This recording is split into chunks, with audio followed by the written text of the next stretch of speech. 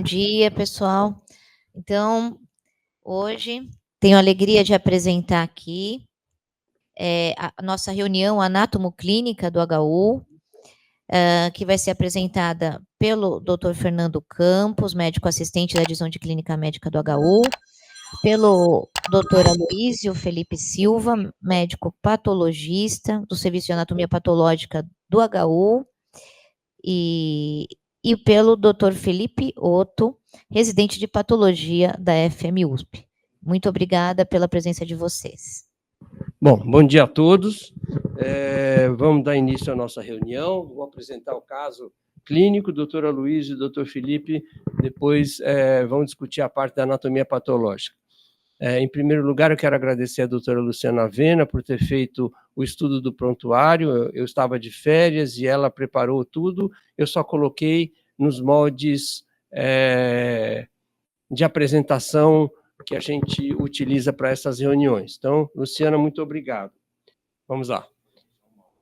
Então, esse o caso que nós vamos apresentar hoje é de um paciente do sexo masculino, com 74 anos, negro, não tenho mais informações a respeito de ocupação ou outras características da identificação. Ele ficou internado aqui no HU por 24 dias. É um paciente que foi trazido ao pronto-socorro do HU pelo SAMU, após ter apresentado, segundo história, 4 crises convulsivas tônico-clônicas generalizadas na sua residência. As anotações de sinais vitais do SAMU eram no momento do resgate, PA de 80/50, pulso de 45 batimentos por minuto, uma saturação de 65% em ar ambiente e uma glicemia capilar low.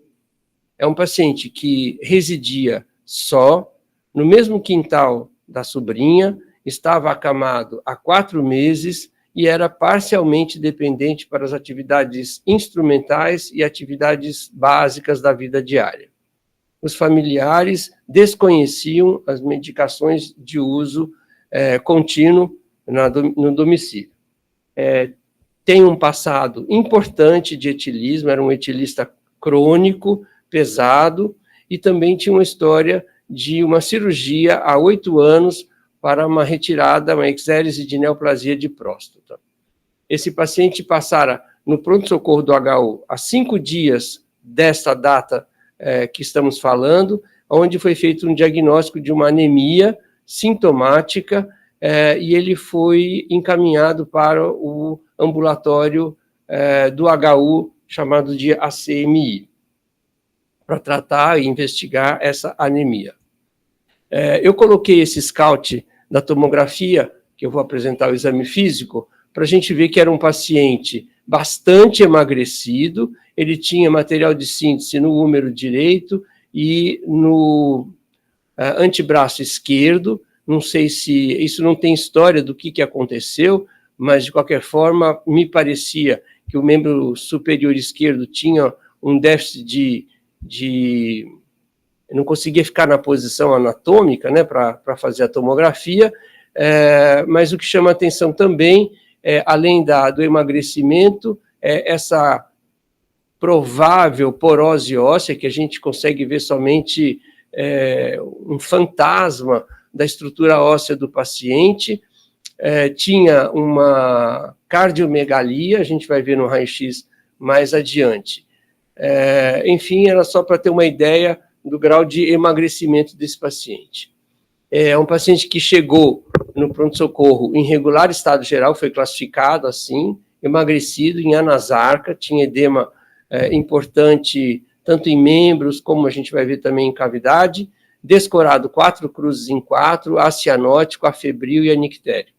Um pouco agitado, contactuava muito pouco, tinha uma escala de coma de Glasgow de 13, pela confusão e também por não responder algumas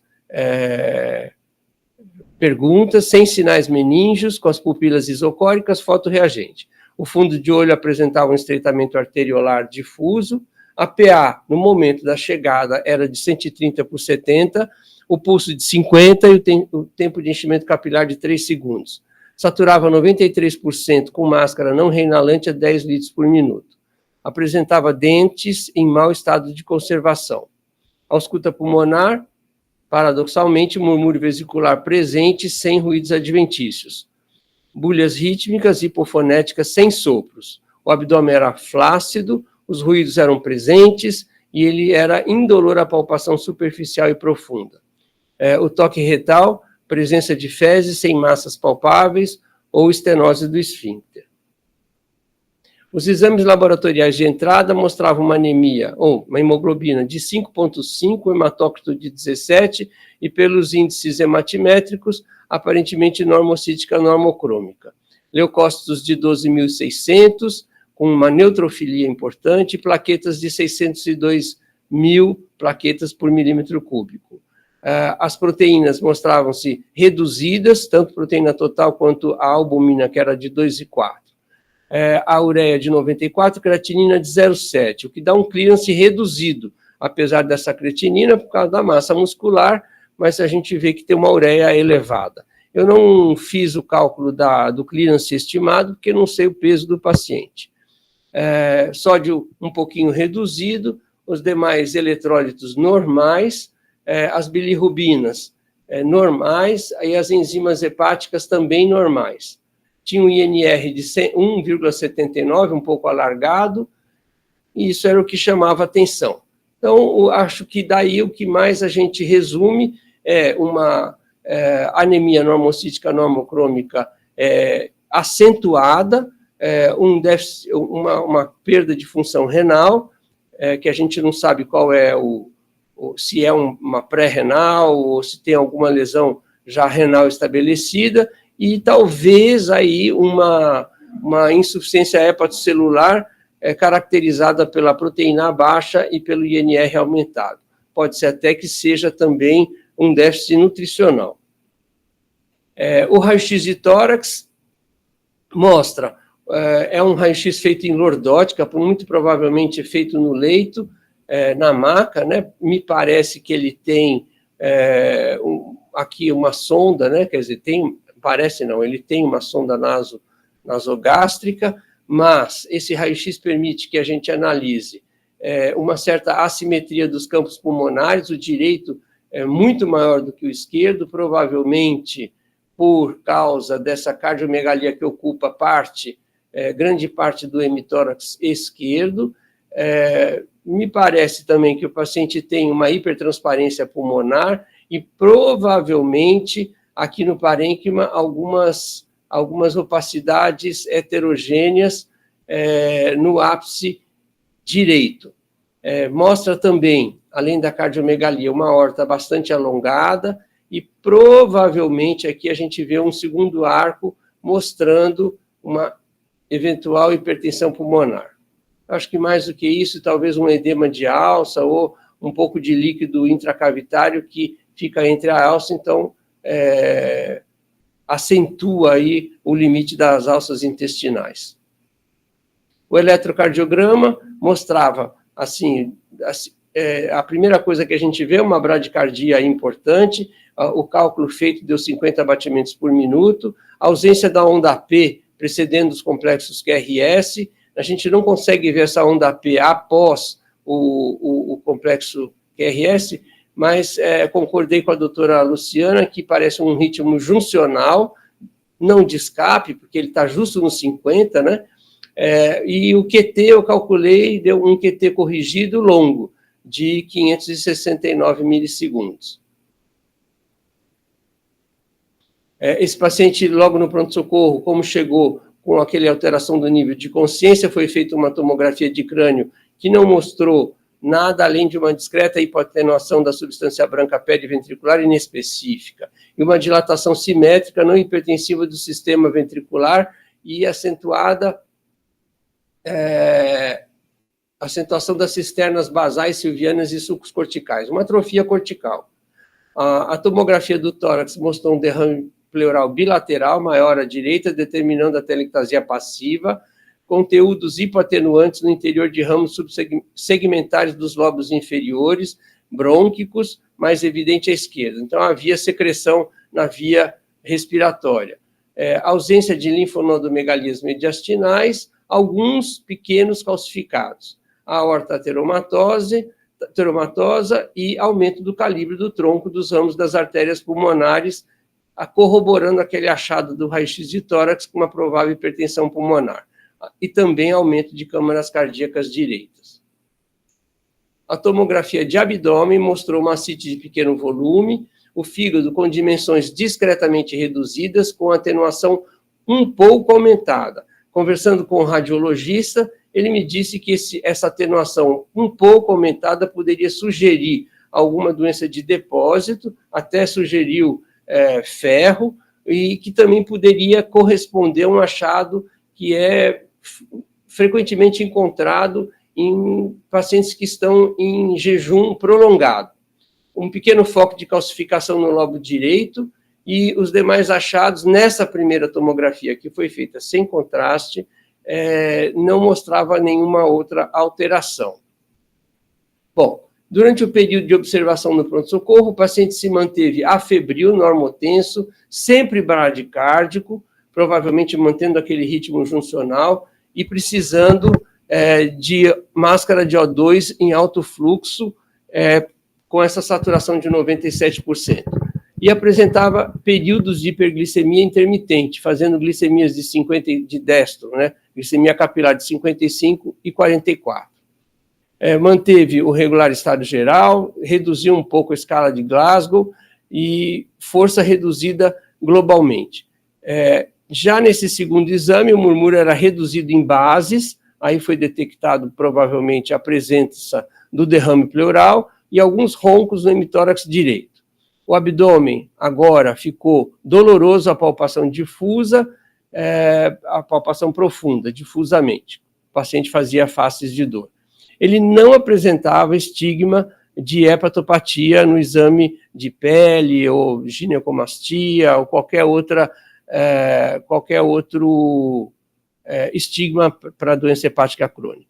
A conduta no pronto-socorro foi a transfusão de 2 concentrados de hemácia, foi introduzido antibiótico, ceftriaxona e claritromicina, com a hipótese de que havia uma infecção respiratória, recebeu tiamina e hidrocortisona porque se pensou que a hipoglicemia pudesse ser decorrente de uma insuficiência adrenal, a despeito de não apresentar uma hiponatremia importante, nem uma hiperpotassemia.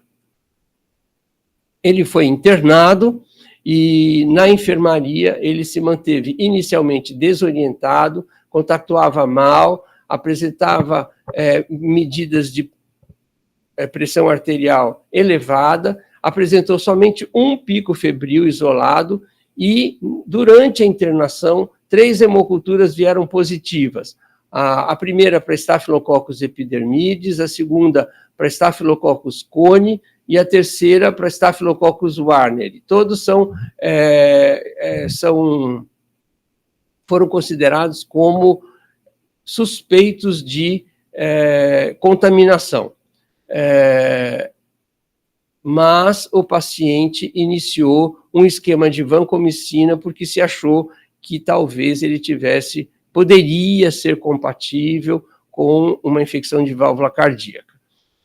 A insulina foi dosada e não houve em nenhum momento detecção concomitante de hipoglicemia com o aumento da insulina. Outros exames na enfermaria mostraram um aumento da hemoglobina após a transfusão. Ele, na verdade, recebeu durante a internação 3 transfusões, cada uma com 2 unidades, com 2 concentrados. O PCR discretamente elevado, um TSH normal, urina 1 normal, a sorologia para HIV, hepatite C, hepatite B e sífilis foram todas negativas, ácido fólico e B12 normais, o perfil de ferro mostrava um ferro normal, uma siderofilina bastante baixa, também denotando aí talvez uma insuficiência hepatocelular, e, portanto, com o ferro normal e uma siderofilina baixa, deu uma saturação de 93%. Uma ferritina elevada, de 4.473. O líquido pleural foi investigado e se mostrou um transudato linfomonocitário, a cultura foi negativa, a pesquisa do bacilo alpácido resistente negativo e o ADA bastante reduzido. Porém, a citologia oncótica foi suspeita, porém não conclusiva para as células neoplásicas, o que fez com que a equipe ficasse bastante confusa com esse resultado. O ecocardiograma mostrou um átrio esquerdo aumentado, uma fração de ejeção normal e sem hipertrofia, tanto do septo nem da parede posterior. Então, aqui, no laudo, o aumento do átrio esquerdo e também mostrava válvula aórtica muito espessada, com escape, e válvula mitral com refluxo importante. Mas não mostrou vegetação nesse exame transtorácico. Repetida a tomografia de abdômen, com contraste dessa vez, o que mostrou de diferente da primeira, aqui mostrou fígado de dimensões e contornos, atenuações normais, mas eu discuti com o radiologista, revi essa tomografia, na verdade ele manteve fígado com dimensões pouco reduzidas e a atenuação um pouco aumentada. E também foi visto uma dilatação do ducto pancreático principal com calibre de até 0,7 centímetros e aparente fístula pancreática a partir do ducto pancreático principal na região do colo, com extensão de 1,5 centímetros. Não sei se essa fístula era uma fístula para dentro da cavidade abdominal, mas a ascite do paciente era pequena. Pensou-se, como o paciente tinha uma queixa de dor lombar e com a suspeita da endocardite bacteriana, que ele pudesse ter alguma espondilodicite, mas a tomografia da coluna lombar era normal. O paciente ficou na enfermaria apresentando uma melhora neurológica, porém, repetidos episódios de hipoglicemia, principalmente pela manhã.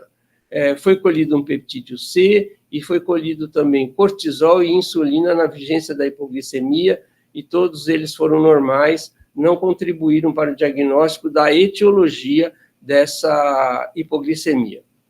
Ele recebeu 10 dias de vancomicina, e depois foi marcado um eco transesofágico, que ele não conseguiu fazer, porque no dia da execução do exame ele apresentou uma hipoglicemia severa.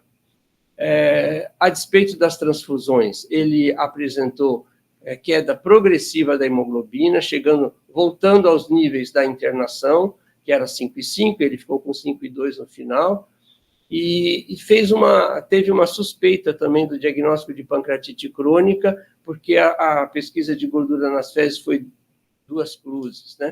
E foi iniciada, então, a reposição de pancreatina. No 22º dia de internação, houve uma piora clínica, ele ficou febril, com pequena aceitação alimentar, ficou taquicárdico, taquipneico, sonolento, com queda do estado geral e voltou a necessitar de O2 suplementar. E o óbito ocorreu no D24 de internação. Então, esse é o caso. Eu gostaria de ver se alguém quer fazer algum comentário, alguma pergunta a respeito dessa apresentação. Fernando, bom dia. É Alfredo aqui, tudo bem? Oi, Alfredão, tudo bem? Foi feito punção do líquido acítico?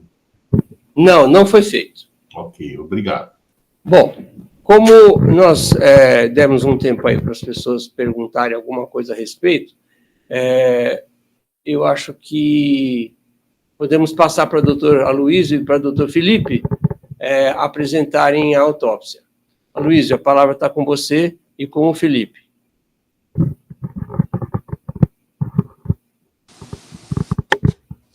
Bom dia, pessoal. Obrigado, Luciana, Fernando, pela oportunidade mais uma vez. Eu chequei esse caso junto com o Felipe, fez a autópsia do HU, o resumo chegou super bem feitinho, a gente tinha esses dados, e o Felipe vai apresentar os resultados da necrópsia para a gente discutir depois. Um minutinho. Eu fiquei muito feliz aí, conseguir ver o senhor Geraldo Brasileiro presente. Se o senhor quiser fazer algum comentário, professor Geraldo, agora ou depois, fique à vontade. Muito obrigado, Fernando, pela oportunidade. Finalmente consegui acessar, participei da quase totalidade da apresentação do caso e vamos agora acompanhar a descrição anatomopatológica. Obrigado. Todos conseguem ver a tela?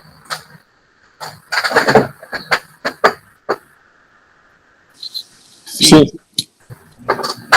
Bom, então eu vou apresentar os nossos achados da autópsia que eu fiz junto com o professor Luiz. Bom, já no exame externo, nós vemos que o paciente realmente era bastante emagrecido. Nós o pesamos aqui, ele tinha 50 quilos, 1,75 m com MC de 16, bastante caquético já na apresentação. Ele também se apresentava um ictérico, nós temos duas cruzes de 4, e um pouco pálido também é um exame físico. No exame externo, nós vimos uma cicatriz, laparotomia mediana subumbilical, acreditamos que talvez seja relacionado à neoplasia de próstata que ele tinha tratado no passado. E uma equimose na fossa ilíaca direita, que é um achado pós-mortem típico. A região do século provavelmente já mostram o início da decomposição. Na abertura das cavidades, nós vemos que o paciente é bastante emagrecido. Não sei se vocês conseguem ver o meu mouse. Ou não dá para ver. Mas nós conseguimos ver, então, o subcutâneo do paciente, bastante reduzido, principalmente na região abdominal, 0,6 centímetros. Ele apresentava CIT, também derrames em pericárdio e pleura, em torno de 100 a 150 ml. Aqui podemos ver na foto, inclusive, um pouco da CIT. E uma distensão de ácidos colônicos, que sempre pode gerar alguma confusão, se isso seria um megacólon ou se é só um achado pós-mortem. Por enquanto, não concluímos nada no exame externo. Aqui, passando para a primeira lâmina, então, nós temos a pele, vocês podem ver o epitélio, a derme, da esquerda para a direita. Não consigo mostrar o mouse. E do outro lado, o músculo e a fáscia. E aqui nós sentimos que a ausência de um tecido. Aqui nós podemos ver os grandes vasos nervos, que são estruturas fálicas que geralmente são protegidas por um tecido que não estaria presente aqui, que é a hipoderme. Nós esperaremos ver grande quantidade de gordura no subcutâneo em relação à derme, que o paciente não demonstra. Aqui nós temos o resquício, alguns adipócitos atróficos no estroma, vocês puderem ver, e mostrando então o alto grau de desnutrição dele, um achado incomum nas pessoas eutróficas. Aqui outra foto, mostrando então os adipócitos atróficos, quase como uma morfologia de Arnaldo Cinetti, mas mostrando então um grau acentuado de desnutrição. Na abertura, o que também nos chamou nossa atenção foram os linfonodos, principalmente cervicais. Ele tinha elementos de linfonomegalias mediastinais calcificadas, mas os linfonodos aqui, se puder ver, o mais claro era cervical, até 4 centímetros no maior eixo, alguns mediastinais calcificados e os menores hilares. Consistência variando de fibra elástica, pétrea, realmente conforme a calcificação dos linfonodos. Na lâmina, nós podemos ver que a arquitetura está mais ou menos preservada, nós ainda vemos os folículos primários, mas nós podemos ver também que há uma necrose linfonodal extensa, salteando todo o tecido linfóide. Vocês podem ver como essa região mais roxa, mais brilhante. No maior aumento, nós vemos, então, a região mais azul serão os linfócitos preservados, e essa necrose não granulomatosa, não supurativa, a princípio indistinta. Aqui no maior aumento, nós vemos no canto direito inferior os linfócitos preservados, e a necrose ocupando a maior parte da tela. Podemos ver alguns macrófagos também digerindo esse debris. Mas sem uma etiologia clara a princípio, uma linfoadenite necrotizante. De qualquer forma, nós fizemos todas as colorações para pesquisa de agentes parasitários. O Grocat para pesquisa de fungos foi negativo. E nós temos essa outra coloração aqui, que, se alguém quiser comentar, qual seria essa coloração, ou o que viu nessas fotos. Talvez que não fosse patologista. Bom, pessoal, esse é o ZIO e nós vemos grande quantidade de micobactérias muito longas. Talvez possamos falar que sejam atípicas, que não sejam PB. Na patologia não somos limitados a determinar agentes etiológicos com muita precisão. Podemos falar que são micobactérias alcócito resistentes, em grande quantidade. Às vezes nós precisamos procurar na lâmina, a lâmina toda, uma ou duas, e já é suficiente para o diagnóstico de uma tuberculose no paciente imunocompetente, eutrófico. Você ter tantas micobactérias no campo de pequenamento mostra que é realmente uma infestação. Em grande quantidade no paciente.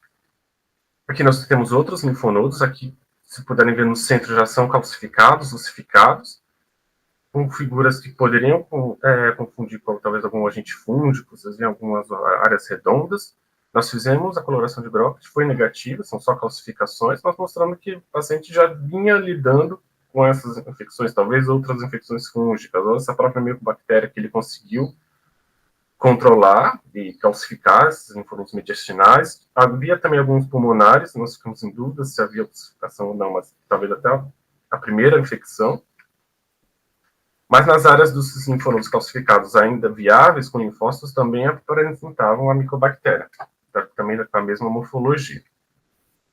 Então, nós achamos, então, que fosse a principal doença de base do paciente, que foi responsável pela síndrome consumptiva, foi causada, provavelmente, pela desnutrição, pelo alcoolismo, pela falta de cuidados com o idoso, mas que gerou, então, um processo de autorretroalimentação, com ataxia e consumpção do paciente.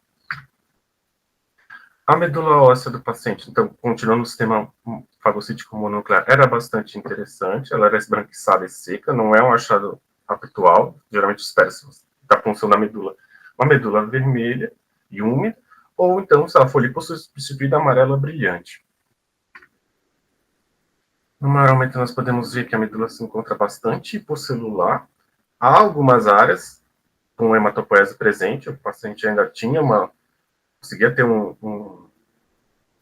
uma leucocitose, mas níveis normais de células brancas, tinha uma plaquetose inicialmente, mas havia essa anemia também refratária às transfusões sem esterilização. Então, nós temos algum grau de hematopoese, mas grande parte da medula, então, não é lipossubstituída, na verdade. Ela apresenta-se esse achado que nós chamamos de transformação gelatinosa da medula óssea, muito característico de estados de nutrição, caquexia relacionada à neoplasia, anorexia nervosa, HIV/AIDS e outras desnutrições de várias etiologias, provavelmente a micobactéria.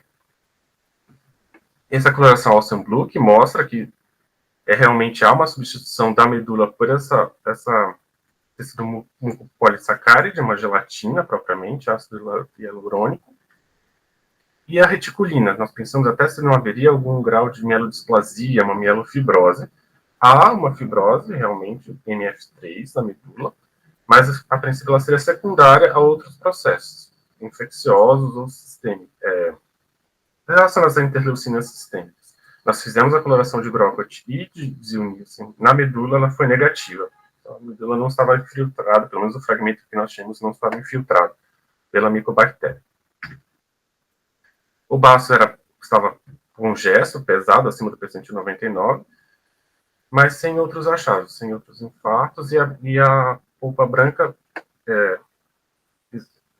afastada, mas ainda assim preservada. Nós conseguimos ver alguns pontos de folículo. Esses pontos vermelhos são só o sangue que decorre, mostrando então uma congestão esplênica importante, talvez uma das causas da dor abdominal dele no final. O baço na microscopia não mostrou nenhum achado próprio, também quando fizemos as colorações não havia micobactérias no baço ou fungos, mostrando que aquele aqui, né, tem um tecido linfóide preservado, e pensando numa sepse, nós esperaremos uma esplenite, uma infiltração neutrofílica, o que nós não temos apenas congestão sanguínea, que talvez mostre os momentos finais dele. Não sei, do último hemograma dele já estava mais para leucopênico, ao final. O coração também era aumentado, percentil 97, compatível com os achados da radiologia do eco de hipertrofia cardíaca, ele provavelmente era hipertenso, foi hipertenso, e também nós vemos uma pequena quantidade de gordura, principalmente na gordura epicárdica. Aqui a abertura das artérias pulmonares, sem trombose, ou embolismo, tromboembolismo. As válvulas estavam realmente espessadas, mas sem vegetações. Aqui a válvula tricúspide, o ventrículo direito. Na microscopia, somente alterações degenerativas, calcificações ou substituição mixóide. Não vimos endocardite. Aqui o ventrículo esquerdo, podemos ver que ele é bem espessado. Todas as paredes estavam espessadas, normalmente o ventrículo direito espera até meio centímetro, ventrículo esquerdo 1,5, septo 1,6, todas espessadas. E aqui a válvula mitral também espessada, mas sem vegetações. Também os mesmos achados de calcificação e degeneração atribuídos à idade. Aqui na microscopia nós vemos a hipertrofia dos cardiomiócitos com hipofuxina, achados que comprovariam então a hipertensão e a avançada idade do paciente. A abertura no septo nós vimos umas áreas de miocardioesclerose, não sei se vocês conseguem ver no septo, na base, dos dois lados, umas áreas mais esbranquiçadas, e a distrofia dos músculos papilares, aqui é outro corte do ventrículo esquerdo. Na microscopia, então, nós vimos esses infartos antigos, provavelmente eles tinham eventos isquêmicos anteriores, com substituição das fibras musculares por fibrose e compensação hipertrófica das fibras adjacentes. A aorta dele era bastante comprometida pela aterosclerose, com diversas placas calcificadas ulceradas, mas sem dissecções, principalmente nas ilíacas. Aqui na microscopia, então, nós vemos de cima para baixo é a adventícia, seguida de uma camada muscular, que é uma coloração mais oceanífica, ele é mais rosa, e essa parte seria branca, no meio, já meio fragmentada, distorcida, seriam as placas com calcificações, que são destruídas, ou podem ser destruídas no micrótomo, mostrando, então, doença aterosclerótica avançada. A traqueia havia uma secreção vinhosa escurecida na luz, não podemos saber se é estase, se era sangue, principalmente até marcou aqui a carina e os brônquios. Na microscopia nós vimos somente um edema de traqueia, talvez pela intubação, não sei se chegou a ser intubado, mas o epitélio foi descamado, também não pude trazer mais informações. Os pulmões estavam em peso pouco aumentado, e na microscopia não achamos nenhuma área indicativa de qualquer processo mais marcado. Não havia, por exemplo, áreas de broncopneumonia evidentes na macroscopia. Esse achado de sangue seria só a hipostase, um efeito gravitacional após um achado pós-mortem, com acúmulo de sangue nos lobos inferiores. O pulmão nós tivemos um achado incidental, não sei se dá para ver aqui, se alguém quiser procurar, nós temos no centro a via aérea, com uma grande via aérea, pela quantidade de cartilagem, o vaso logo abaixo, a artéria pulmonar, o ramo dela, e em um dos cantos nós temos um achado particular. Eu vou aumentar aqui.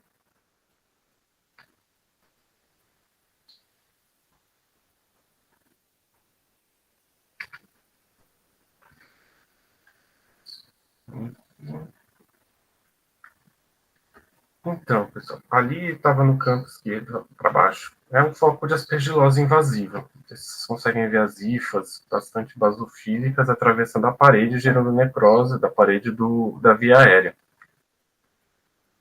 Aqui na coloração de Grocott, com a prata, mostrando, então, o aspergillus. Pela morfologia, sugestiva de aspergillus, na verdade. Nós procuramos em todos os campos pulmonares, não achamos outro foco no baço, na medula, nos linfonodos, então acreditamos que esse seja um evento terminal, já determinado pela imunossupressão do paciente nos dias finais de internação de vida. Ou algo que estava junto com o paciente na internação, mas secundário, então, à micobacteriose, que seria a principal causa da doença de base do paciente. Em outros campos pulmonares, nós vemos, então, a congestão determinada pela hipostase, mas nós temos também focos de sangramento alveolar e pneumonia propriamente. Provavelmente tinha uma pneumonia aspirativa, broncopneumonia aspirativa. Nós vemos neutrófilos e agregados bacterianos, mas provavelmente foi evento terminal, já que determinou a morte dele no último dia. Provavelmente pelo rebaixamento do nível de consciência, pela imunossupressão causada pelo estado do paciente, a micobacteriose. Aqui mais focos bacterianos. Alguns até sem inflamação, provavelmente alguma aspiração pós-morte. O fígado não apresentava, apesar do histórico de alcoolismo e da alteração da atenuação, não apresentava grandes alterações à macroscopia. Na microscopia, ele tinha alguns focos, aqui podemos ver da esquerda o espaço porta, com a fibrose, a veia porta, a artéria porta, a fibrose não, o estroma fibrótico, fibroso, a artéria hepática, a veia porta é a veia biliar, e do lado direito a veia centrolobular. O que ele demonstrava era focos de necrose centrolobular, talvez associada à sepse terminal do paciente. Que entre os dois espaços porta nós vemos o centro, uma destrabeculação do parênquima e necrose dos hepatócitos, espaços brancos.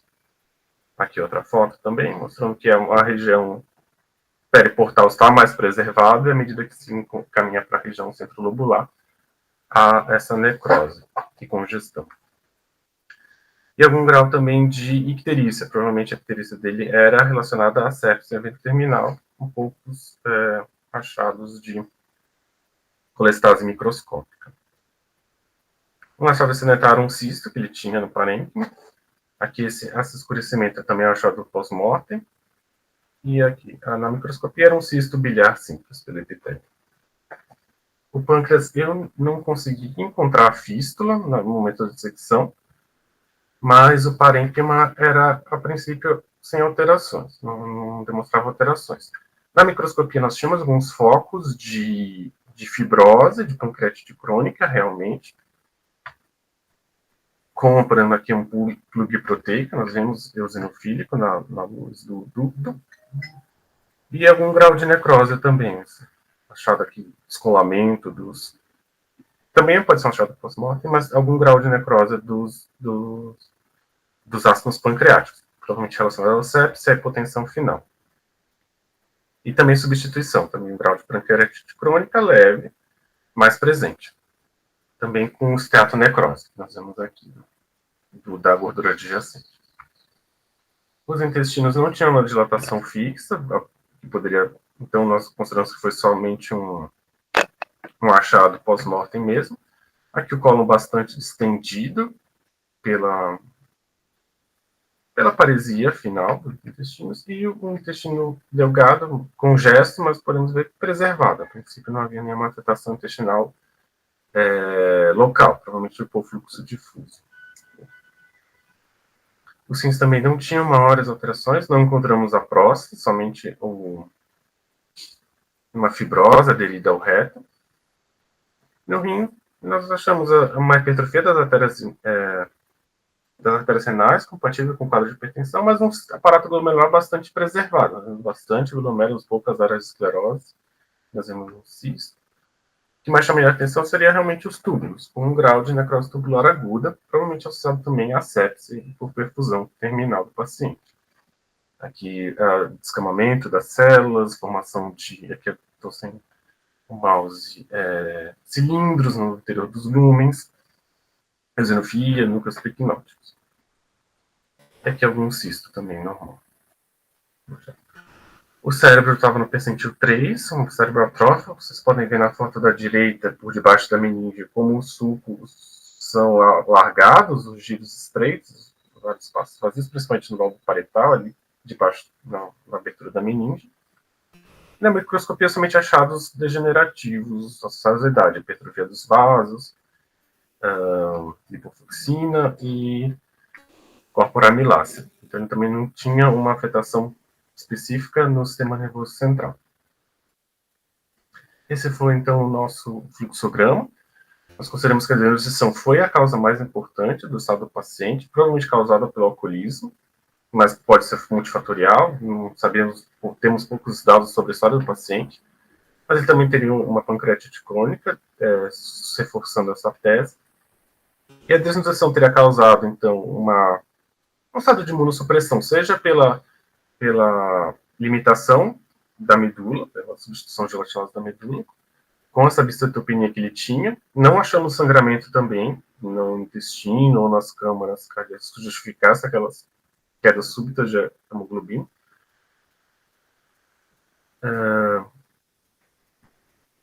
E então a imunossupressão causada pela substituição gelatinosa da medula teria gerado então essa micobacteriose, que geraria um feedback positivo, gerando mais caquecias, mais citocinas inflamatórias. O paciente tinha ferritina alta, realmente um estado inflamatório crônico.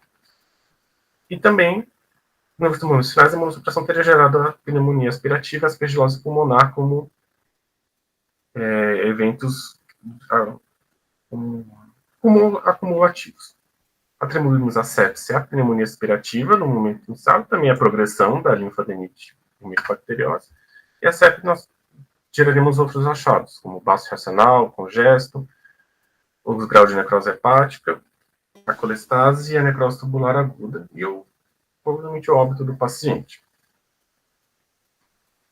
E esses foram os nossos achados. Eu vou tomar aqui a liberdade de fazer a primeira pergunta para você. Eu gostaria de saber se vocês tiveram chance de examinar a suprarrenal. E se ela estava normal, se tinha micobactéria na suprarrenal, se tinha necrose, apoplexia da suprarrenal, se tinha sangramento.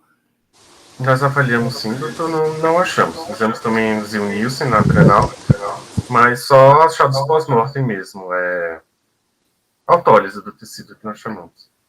Tá. Outra dúvida que eu tive foi com relação ao baço, que estava bastante aumentado, mas pelo que você mostrou, ele tinha uma hiperplasia da polpa vermelha, né? Ele tinha um aumento da polpa vermelha e não da polpa branca. E ele foi colocado assim num contexto de uma sepse. Então, assim, não teria um aumento da polpa branca nesse caso? Geralmente, o que nós vemos é uma exaustão da polpa branca. Na verdade, os linfócitos saem do baço, nós vemos neutrofilia. Na verdade, invasão do baço por neutrófilos. É um achado controverso, provavelmente era da época pré-antibióticos. Mas ele não tinha realmente a exaustão da polpa branca. Seria um achado compatível com a sepse. E foi pesquisado... Perdão. Assim, nós pesquisamos o bacilo alcoólico resistente e fungos no baço também negativo. E era achado mais característica era mesmo essa congestão, talvez explicando as quedas abruptas de H-beta. Não sei, estou especulando. E eventualmente a transfusão também, não sei, isso pode ter contribuído, viu? Mas não tinha, era basicamente polpa vermelha, viu, Fernando? Outra coisa, os gânglios que mostraram a micobactéria, eles eram tanto gânglios da cavidade abdominal quanto da cavidade torácica. Então, doutor, nós amostramos somente os gânglios da cavidade torácica, eram cervicais, mediastinais e subcarinais. Do abdômen não encontramos linfonodos que chamassem a atenção. Os cervicais eram visíveis, Felipe? Eram os maiores, na verdade, doutora. Assim que, no momento da dissecção do bloco cervical, já haviam uns linfonodos aumentados. O maior era, inclusive, cervical, de 4 centímetros. Outra dúvida que eu tenho é com relação aos achados do coração. É um coração pesado, né, quase meio quilo, e, assim, no átrio, porque esse paciente tinha um distúrbio do ritmo, né, no átrio, assim, mais especificamente átrio direito, tinha algum sinal de fibrose, porque você mostrou fibrose num dos cortes da histologia. Se chamava atenção. Doença do nó sinusal, entendeu? É possível, doutor, mas realmente não... Na macroscopia não havia nada que chamasse atenção. Talvez se... Eu teria que ter feito uma dissecção propriamente do sistema de condução para avaliação do... Possivelmente, considerando os infartos antigos, essa talvez fosse a causa da precardia, mas realmente eu não mostrei o átrio. Ok. Eu vou... nós temos a presença do professor Geraldo. Professor Geraldo, o senhor quer fazer alguma pergunta, alguma consideração a respeito do que o Felipe nos apresentou? Fernando, antes... Desculpa, professor Geraldo, é Alfredo, ex-assistente do HU. Só mais uma pergunta complementar. A tuberculose ganglionar é considerada uma tuberculose pós-primária e que se pressupõe que a porta de entrada seja o pulmão. Não foi encontrado nenhuma cicatriz ou lesão pulmonar associada à tuberculose? Nós achamos no pulmão, não achamos área de fibrose no pulmão, mas achamos um linfonodo ossificado, um achado bastante incomum, na verdade. Nós vemos muito linfonodos. É que aqui eu não... Como nós não tínhamos certeza do pulmão, não sei se eu coloquei a foto. Mas esse linfonodo central e esse mais embaixo, eles não são só calcificados, isso gera até uma trabeculação óssea. E nós tínhamos um linfonodo desse no pulmão, no lobo, inclusive, superior, direito. Provavelmente, talvez, a porta de entrada, sim. Alfredo, também o Felipe chamou a atenção a morfologia da micobactéria, que era uma micobactéria possivelmente não tuberculoses. Então, a gente deveria considerar como uma micobacteriose atípica, eventualmente, nesse caso, por não ter a porta de entrada pulmonar, como é normalmente, né? Não sei. Acho que a gente deveria levar isso em consideração, porque a morfologia é uma micobactéria muito longa e a gente também não tinha amostragem em vida desse agente, né? Então, levar em consideração que pode não ser micobactéria tuberculose. Professor Geraldo, o senhor gostaria de fazer alguma pergunta para o Felipe? Sim. Então, novamente, bom dia a todos. Obrigado pela oportunidade de mais um caso, né, bem estudado e muito informativo para todos nós em que aprendemos. Então, caso bem interessante, difícil, quer dizer, do ponto de vista clínico, eu estava tentando também entender todo o conjunto da evolução do paciente. Algumas coisas realmente ficaram explicadas, mas outras permanecem ainda com dificuldade.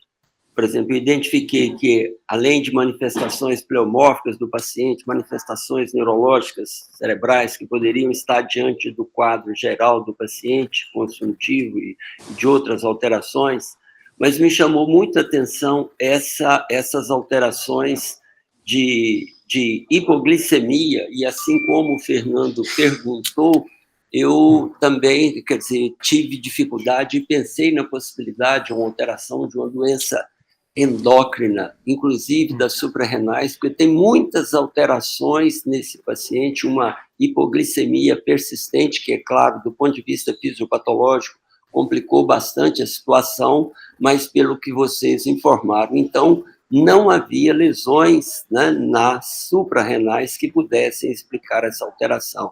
Mas exatamente esse quadro continua, né? Quais seriam os motivos, então, dessa alteração metabólica tão importante que deu, né, repercussões funcionais no organismo todo.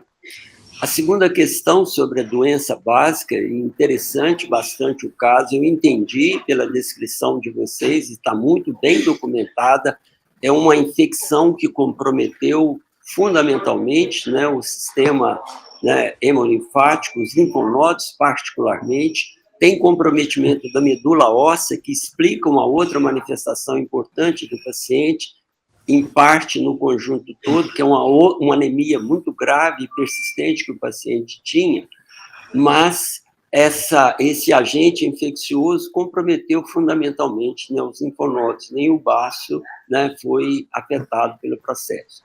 Eu percebi, como foi descrito, realmente que não se trata, o aspecto não é, pelo menos morfologicamente sugestivo de tuberculose, não tem os granulomas, não tem o padrão de necrose, né? Caseose, embora nas figuras mostradas nas áreas de necrose, tem muito sinal de apoptose de Karyorex, que poderia também ser isso, mas não tem granuloma e o aspecto básico disso. Outra coisa também, pelas fotos mostradas, os bacilos são filamentosos e bastante longos. Então, aí que eu queria perguntar para o Felipe e o Luiz, quer dizer, quando a gente vê bacilos, né, da tuberculose, do DK, além de um pequeno número, eles são mais curtos. Então, na interpretação de vocês, realmente não se trata do microbactério tuberculose, não é isso? É uma micobactéria atípica, filamentosa, BAR positivo. Isso. Pelo menos 3 patologistas, além do Felipe, que está em formação, e agora o professor Geraldo, o 4º patologista, bateu o olho e falou assim, não parece TB, parece atípico. Exatamente. E aí a pergunta sequencial é exatamente essa. É claro que agora, né, o paciente já não tem mais tecido vivo, essa coisa toda, mas eu perguntaria, existe alguma possibilidade ainda de tentar identificar que agente que é este? Eu estou perguntando particularmente que nessa semana passada eu tive um caso também curioso, difícil, com um micro-organismo parecido com esse aí, de uma pericardite de padrão constritivo, sem outras manifestações, e que eu encontrei alguma coisa parecida com isso, estamos pesquisando. No nosso caso, o paciente ainda está, né, em tratamento, em acompanhamento, a gente pode tentar outra coisa. Mas, nesse caso, Felipe e Aloysio, vocês acham se existe a possibilidade de tentativa de identificar esse agente?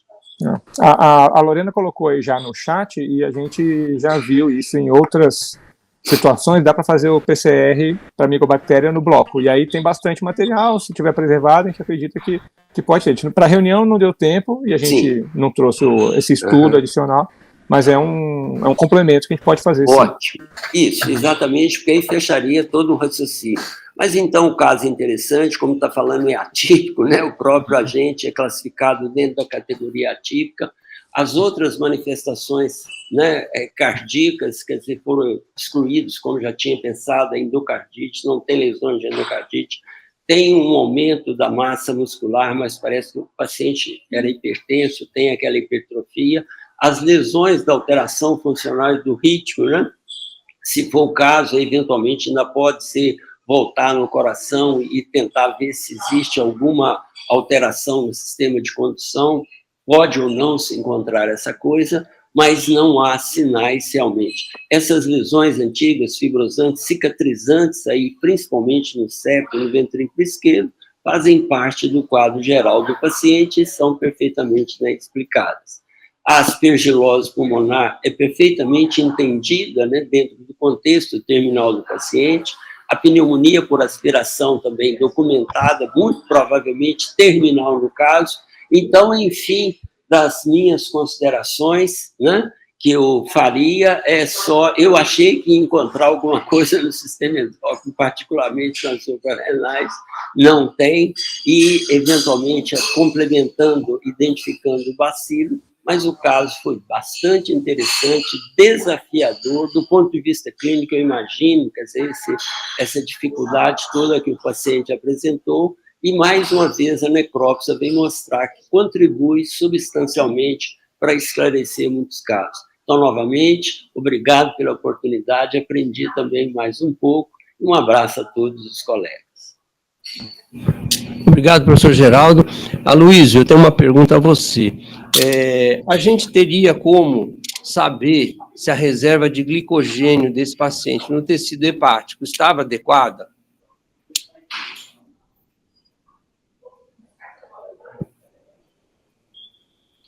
Seu áudio está fechado. Aloysio, seu áudio está fechado.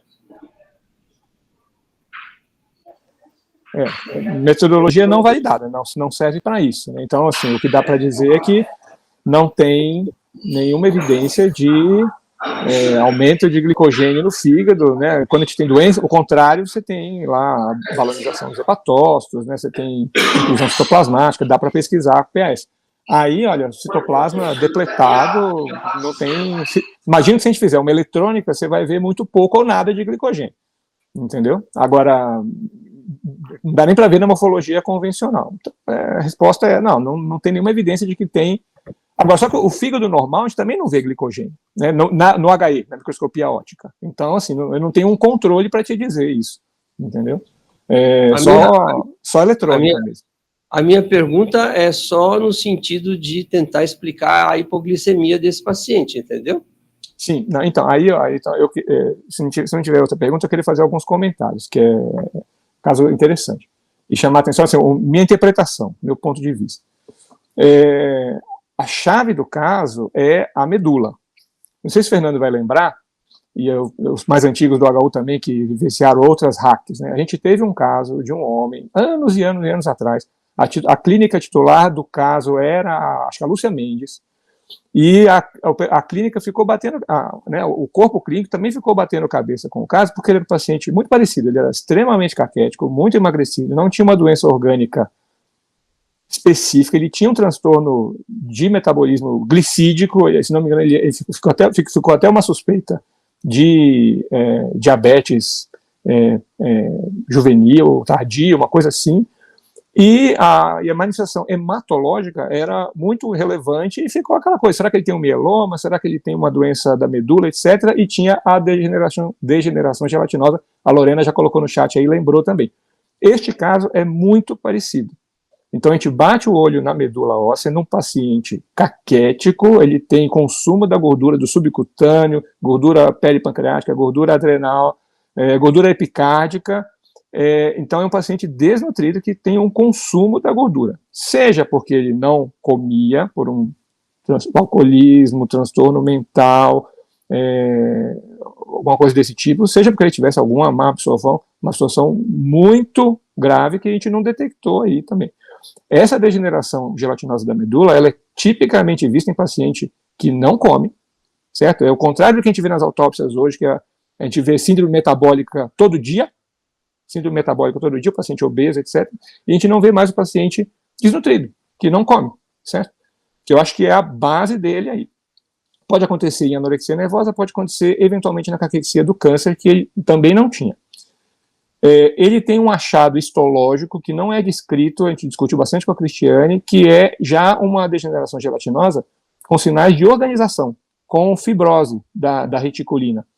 Isso não está descrito, tá? Isso é visto assim. Cristiane, que vê bastante medula, ela comentou, olha, isso aqui é quando a gente vê uma degeneração da medula pós-químico, que já está organizando.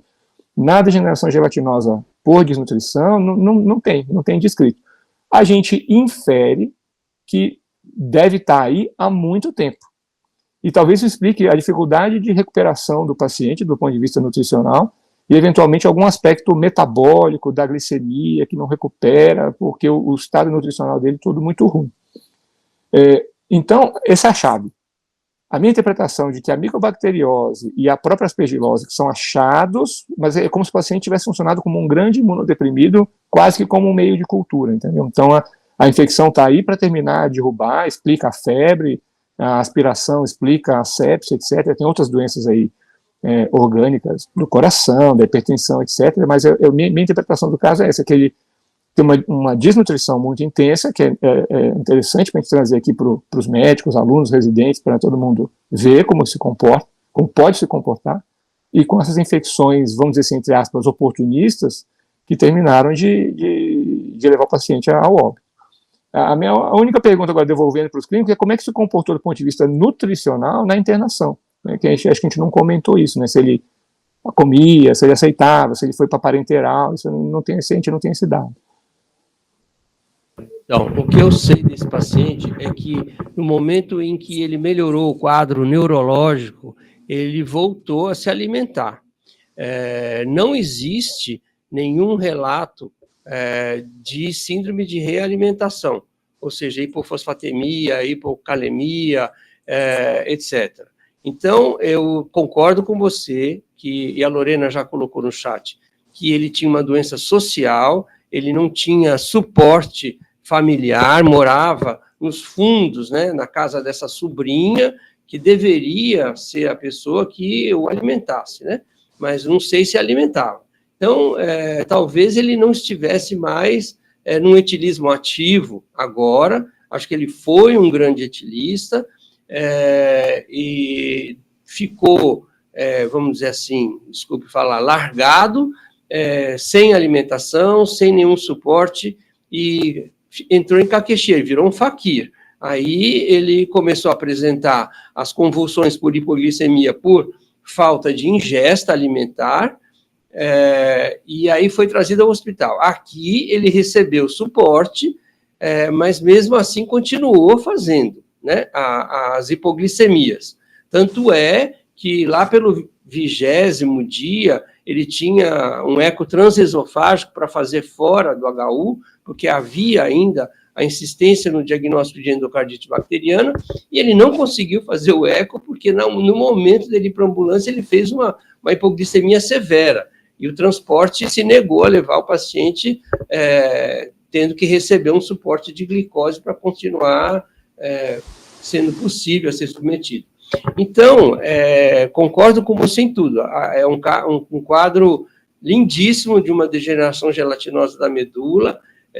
Lembro do caso, sim, que a gente já publicou, inclusive na autópsia. Depois, uma autora da Índia também publicou uma revisão sobre isso, mostrando todos os artigos da época, desde 1930, que foi descrita a doença.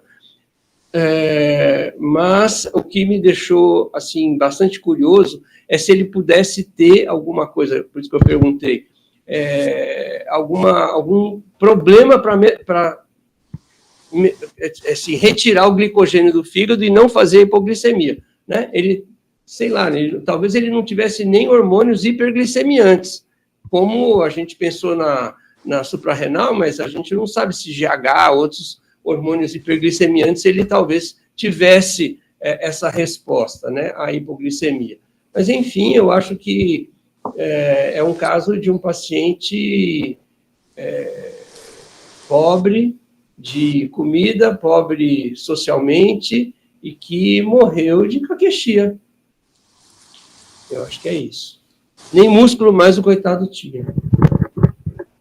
Fernando, amigos, como clínico, e a gente vendo a evolução do tempo desse caso, eu fico me perguntando o que se poderia ter feito para tentar mudar esse desfecho. E eu fico me perguntando, assim, a gente segue muitas vezes por padrões. Então, o padrão de um paciente alcoolista, desnutrido, anêmico, que já indicava uma situação imunológica bastante deficitária, e na patologia a gente encontra germes oportunistas, vamos colocar assim, a micobacteriose e fungos. Será que a gente sempre não tem que ter em mente a intervenção com antifúngicos, mesmo sem uma evidência concreta dessa doença, que poderia eventualmente mudar esse desfecho? Porque, assim, nós cobrimos com antibacterianos potentes, deram até vancomicina, valorizando aquele Staphylococcus. Entretanto, não se pensou em fungo, e a gente só pensa em fungo e outras situações quando o paciente nitidamente é um imunossuprimido por quimioterapia ou por outra situação de doença. O que vocês comentariam a respeito?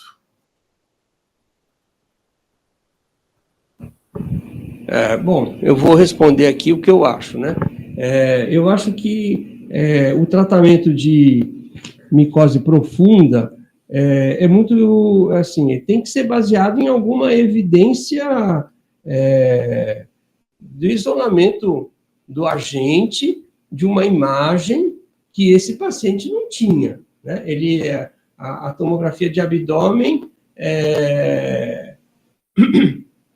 a tomografia de tórax não mostrava nenhuma evidência para a gente fazer isso daí, né? Então, acho que é uma exceção. Eu acho que o mais comum aí, talvez tenha se deixado de cobrir, é a pneumonia que o Felipe mostrou. Ele tinha uma pneumonia aspirativa e que ele recebeu, ele tinha pouca febre, é um paciente que talvez não tivesse as citocinas todas responsáveis pela febre, pela resposta inflamatória. Então, ele recebeu a vanco por causa do Staphylo, que foi isolado.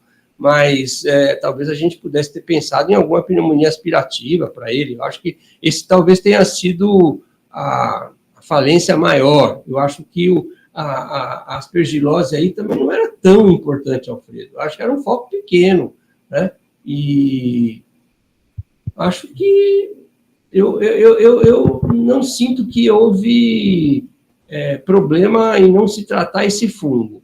A micobacteriose também não foi uma surpresa, né?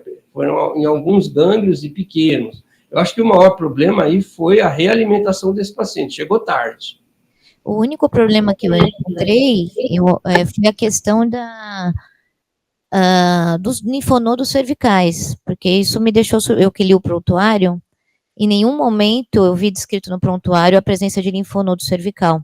Então, acho que o grande aprendizado é para a gente não esquecer de examinar os linfonodos, né, do paciente. Isso teria, talvez, mudado alguma coisa, se é que esses linfonodos eram visíveis, no exame, palpáveis, né, no exame físico, mas deve ser, porque tinha 4 centímetros, alguns pétreos, né.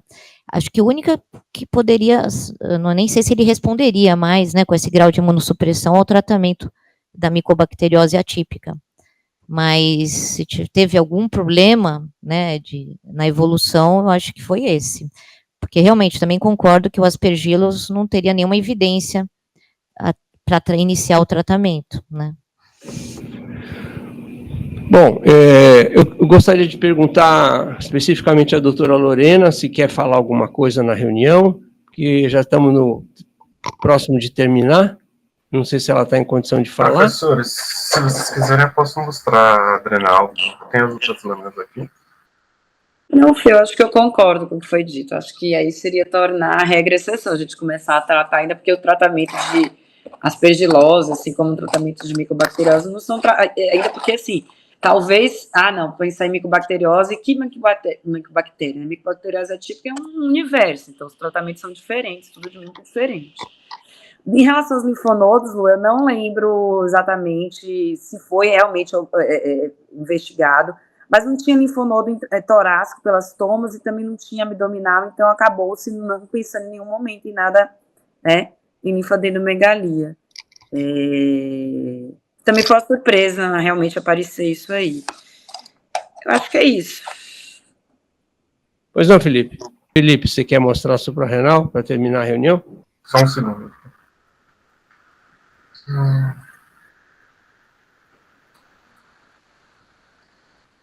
Aqui conseguem ver, então aqui era a nossa lâmina de rim, que nós tínhamos visto, o aparelho luminar preservado, e aqui a suprarrenal. Ela mostra somente a autólise, que é essa desconexão, perda do... O paciente também, ele veio um pouco já... Nós fizemos a autópsia no dia seguinte, mas talvez ele tenha ficado fora da refrigeração por muito tempo, então tinha aquela mancha quimose, aquelas alterações no físico. Então, isso inviabiliza um pouco a nossa análise, mas não vemos hemorragia ou necrose na adrenal, mas essa desconexão das células. Então, a princípio, não... A gente nem trouxe para a reunião porque não chamou atenção, como se fosse uma, entre aspas, necrose tubular da adrenal, tem alterações hipóxico-isquêmicas terminais, sem doença específica, sem granuloma, sem apoplexia, sem tumor. Né? E aqui você vê na gordura também é aquele mesmo achado de ausência da gordura, na verdade, só os troncos. Gostou, Fernando, da inovação com a lâmina digital aí ao vivo? Olha só. Nossa, maravilhoso. Tem que ter um piloto bom, o Felipe sabe pilotar bem. Agora, o linfonodo calcificado no pulmão, acho que eu não digitalizei, que nós ficamos em dúvida.